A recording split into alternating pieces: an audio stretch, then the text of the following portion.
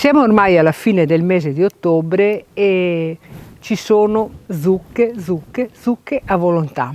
Le troviamo come addobbi, le troviamo come protagoniste delle nostre preparazioni e le troviamo anche come simbolo della festa di Halloween, tanto celebrata e tanto aspettata dalle giovani generazioni.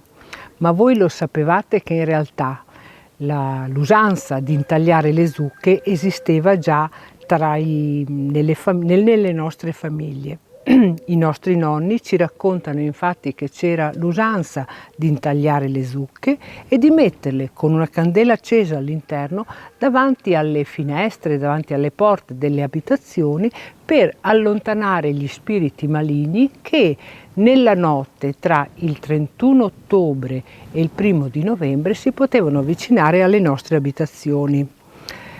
Era un'usanza appunto quella della lumassa che ancora ci viene raccontata, ma qualcuno mi racconta anche che in realtà dicevano "te vedi le lumasse" come modo di dire perché magari qualcuno aveva alzato un po' il bicchiere e in lontananza vedeva qualche fuocherello. Oppure, se noi parliamo di lumasse, in realtà possiamo pensare anche ai fuochi fatui, possiamo pensare alle fiammelle dei cimiteri.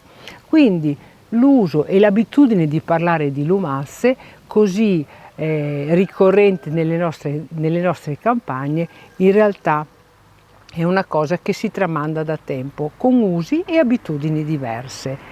In mezzo alle tante ciacole però oggi io non ho il mio sforezzo perché l'ho destinato alla realizzazione dei nostri piatti in occasione delle nostre festività.